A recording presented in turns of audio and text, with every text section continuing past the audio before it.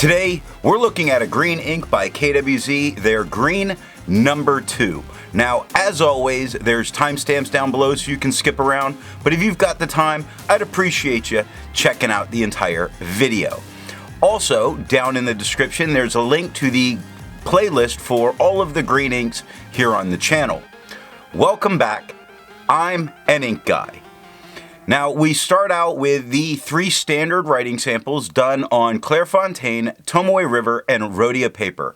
And up first is 90 GSM Clairfontaine. We have no bleeding, no ghosting. The 1.1 has no feather spread, halo sheen, no shade. It's a solid green here. The extra fine is just slightly lighter than the stub with no feather spread, halo sheen, or shade. 18 seconds to dry. Medium is just a tad lighter than the extra fine, with no feather spread, halo sheen, or shade, and 26 seconds to dry. Now the scrubby for both show us no color variation. We're not expecting it, and we don't get it. But the smear test says you could likely recover it if you smeared while you were writing. To have a range of experience with this ink, all of the writing samples are done with this Jinhao 159 with a 1.1 stub, this Jinhao X450 with a medium, and a Jinhao X750 with an extra fine.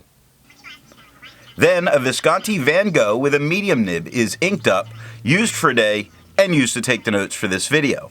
Now let's take a look at the second standard paper, 52 GSM Tomoe River. Now we have no bleeding, but we do have quite a bit of ghosting that's going on. Not bad at all for Tomoe River paper. The 1.1 has no feather spread, halo sheen, or shade. The extra fine is the same tone as the stub with no feather spread, halo sheen, no shade, and 27 seconds to dry. Medium is the same tone as the extra fine with no feather spread, halo sheen, no shade, 46 seconds to dry. Scrubby for both shows no color variation, and we're not getting it. And the smear test says you likely cannot recover it if you smear while you're writing. I agree with Vita. There's a lot to learn by doing multiple chromatographies. The one on the left is done the way it's supposed to be done. A line of ink is put down, and then it's put into water for 10 to 15 seconds. And we see this very nice green that's working its way up, and a surprising blue line across the top. Writing with this, I really expected it to just be a true green dye, but it's not. The one on the right is let dry for 10 minutes before it's dunked into water, and we largely see no difference between the two of them, which leads me to believe that we're not going to really have any resistance to deal with this ink. The last standard paper is 80 GSM Rhodia dot pad. We have no bleeding, no ghosting. The 1.1 has no feather spread, halo sheen, or shade.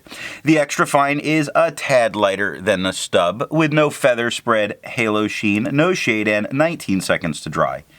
Medium is a tad darker than the extra fine, same tone as the stub, with no feather spread, halo sheen, or shade, and 27 seconds to dry. The scrubby shows us no color variation. We're not expecting it. We don't get it. And the smear test, you could likely recover it if you smeared while you were writing. Resistance tests are done to see how this ink can be expected to perform on the page, and more importantly, how hard it may be to clean from your pen. The smear is allowed to dry for 3 days before testing it.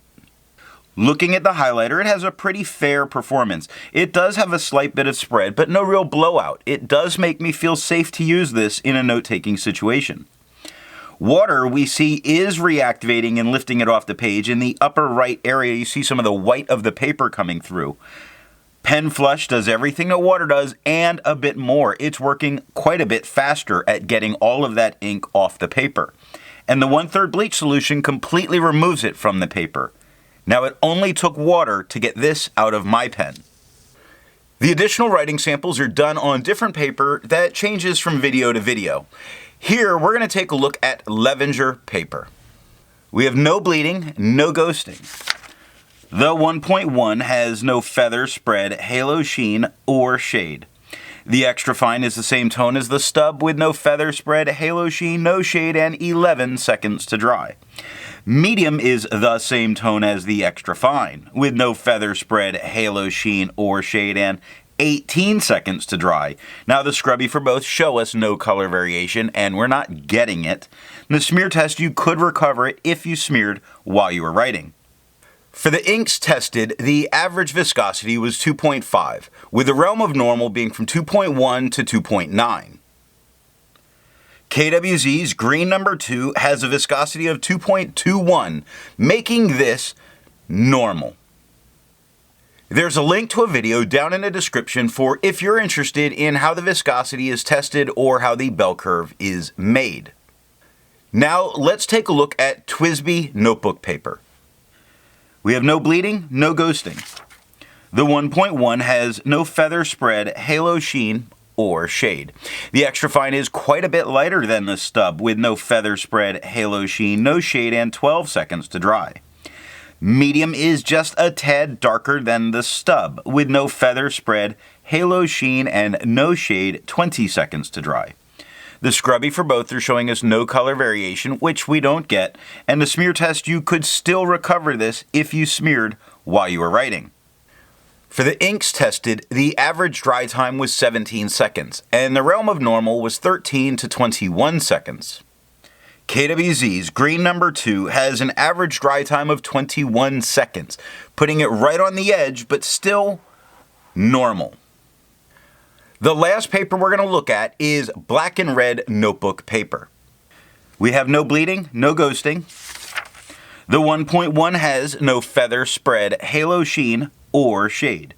The extra fine is quite a bit lighter than the stub, with no feather spread, halo sheen, and no shade, 13 seconds to dry.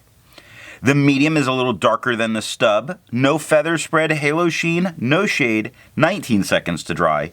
The scrubby for both are showing us no color variation, which we're not getting.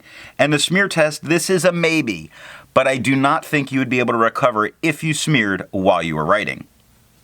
Instead of finding inks that look like KWZ's green number 2, I would prefer to find an ink that complements its color on the page. I went with a nice purple from Caran, their ultraviolet.